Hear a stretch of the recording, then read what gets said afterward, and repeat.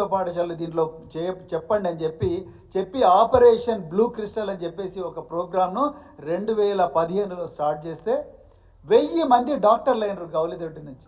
ఇలా గౌలిదొడ్డి అనేది మూతపడే ప్రమాదం ఉంది. మీరు నమ్ముతారో నమ్మరో, గౌలిదొడ్డిలోనే ఉపాధ్యాయులు సమ్మె చేసే పరిస్థితికి వచ్చింది.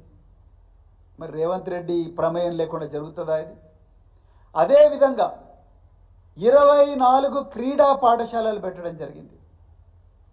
Handball, boxing, chess, judo, athletics, cricket, మహిళా క్రికెట్, పురుషుల క్రికెట్, ఇట్లా 24 క్రీడా అకాడమీలు పేద పిల్లల కోసం, ఎస్సీ పిల్లల కోసం పెడితే ఆ క్రీడా అకాడమీల నుంచి ఈరోజు ఉదయం నుంచి అవి బంద్ అయిపోయినాయి. ఆ పిల్లలు ఏడుస్తున్నారు. ఆ హ్యాండ్బాల్ క్రీడల్లో నుండే వచ్చిన ఒక బిడ్డ, ఈయన పేరు తిరుపతి అండి.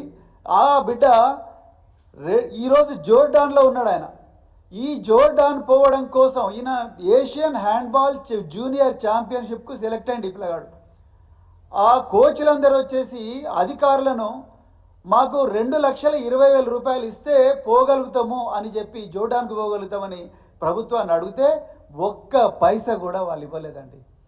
ఈరోజు గురుకులాల బడ్జెట్ 1000 కోట్లు, ఎస్సీ గురుకులం బడ్జెట్ 1000 కోట్లు. 1000 కోట్ల నుండి 2 లక్షల రూపాయలు కూడా ఇవ్వలేరా రేవంత్ రెడ్డి గారు? మీరు ఆ శాఖ మంత్రి కదా. 2 లక్షల రూపాయలు.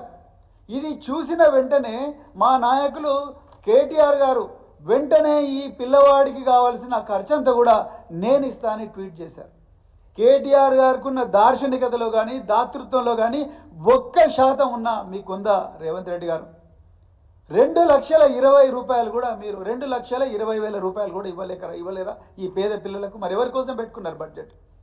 ఎక్కడ పోయిండు మీ ఉప ముఖ్యమంత్రి మల్లు బట్టి విక్రమార్క గారు? 2 లక్షల కోట్ల బడ్జెట్ అని చెప్పి అసెంబ్లీలో మరి ప్రవేశపెట్టింది కదా, దాంట్లో 2 లక్షల రూపాయలు ఈ పేద పిల్లవాడి కోసం ఇవ్వలేరా? కేసీఆర్ గారు 38 సెంటర్ ఆఫ్ ఎక్సలెన్స్లు పెడితే ఆ ఫోటోలు ఇవ్వండి కొంచెం.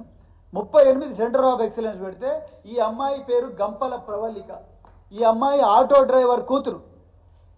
ఈ అమ్మాయి అమెరికాకు పోయింది, ఒక ఆటో డ్రైవర్ కూతురు. ఇలాంటి అమ్మాయిలు అబ్బాయిలు 100 మంది అమెరికాకు లేకపోతే ఇతర దేశాలకు పోయి చదువుకున్నారు.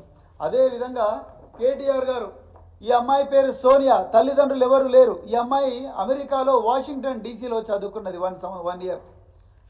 అదేవిధంగా ఆనాడు పేద పిల్లలంటే ఓన్లీ రోడ్ల మీద చెప్పులు లేకుండా నడవడం కాదు, గుర్రపు స్వారీ కూడా చేయాలి. ఉత్తర భారతదేశంలో దళితులు గుర్రాలెక్కితే వాళ్ళందరి మీద రాళ్లతో కొడుతున్నారు అగ్రవర్ణాలని చెప్పి ఆనాడు కేసీఆర్ గారు వీళ్ళకు గుర్రపు స్వారీ కూడా నేర్పించండి అని చెప్పేసి చెప్తే గుర్రపు స్వారీ ఆనాడు పేద పిల్లలకు నేర్పించినాం. ఈ పిల్లవాడు వంశీ పెద్దపల్లి నుండి ఈరోజు ఇండియన్ మ్యారిటైమ్ యూనివర్సిటీలో చదువుకొని మర్చెంట్ నావీలో పసిఫిక్ మహాసముద్రం, అట్లాంటిక్ మహాసముద్రంలో పెద్ద పెద్ద పడవల్లో క్యాడెట్గా పనిచేస్తూ ఉన్నాడు. ఇలాంటి బిడ్డలను 300 నుంచి 400 మందిని ఆనాడు కేసీఆర్ గారు ఒక్కొక్కరి మీద 4 నుంచి 5 లక్షల రూపాయలు ఖర్చు చేసి పంపించిండ్రు. ఇవన్నీ ప్రోగ్రాంలు ఇలా బంద్ అయినాయి. ఈ అమ్మాయి పేరు దర్శనాల సుష్మ, అనాథ. ఈరోజు అమెరికాలో ఒక సాఫ్ట్వేర్ కంపెనీలో మేనేజర్గా పనిచేస్తుంది. ఈమె మరి స్కై డైవర్ కూడా. ఇలాంటి బిడ్డలను 100 మందిని తయారు చేశారు. గౌలిదొడ్డి గురుకుల పాఠశాల నుండి అత్యంత పేదరికంలో ఉన్న బిడ్డల నుంచి 1000 మంది డాక్టర్లను తయారు చేసింది ఇదే సెంటర్ ఆఫ్ ఎక్సలెన్స్లో. వీళ్ళందరూ కూడా గాంధీ మెడికల్ కాలేజ్ చదువుతున్న పిల్లలు. అదేవిధంగా ఇండియన్ మ్యారిటైమ్ యూనివర్సిటీలో చదువుతున్న పిల్లలు. వీళ్ళందరూ కూడా వీళ్ళందరూ ఏమో డాక్టర్లు.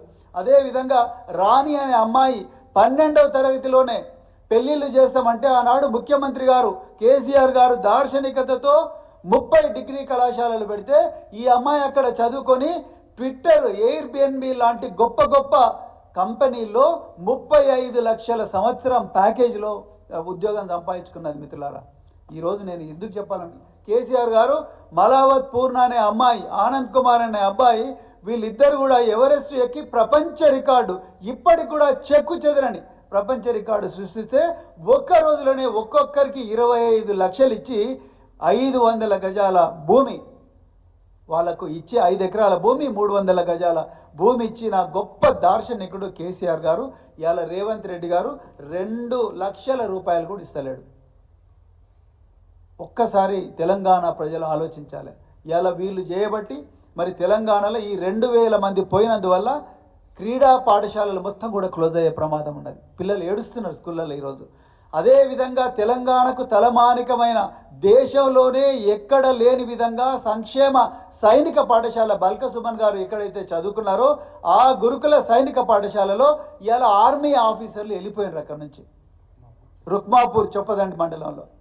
అదేవిధంగా బీబీ నగర్లో దేశంలో మొట్టమొదటిసారిగా సంక్షేమ మహిళా సైనిక కళాశాల పెడితే అందులో నుంచి కూడా మిలిటరీ వాళ్ళందరినీ వెళ్ళిపోమన్నారు. ఎందుకంటే మీకు గవర్నమెంట్ ఆర్డర్ లేదని. అసలు గవర్నమెంట్ ఆర్డర్ లేదు, సొసైటీ ఎట్లా వచ్చింది? సొసైటీ వచ్చిన తర్వాత అందులో మినిస్టర్లు చైర్మన్లు ఎట్లయితారు? చైర్మన్ అయినప్పుడు చైర్మన్లు ఇచ్చిన చైర్మన్, బోర్డు, ప్రిన్సిపల్ సెక్రటరీ వీళ్ళందరూ తీసుకున్న నిర్ణయాల ప్రకారమే ఈ స్కూళ్ళన్నీ మొదలైనాయి.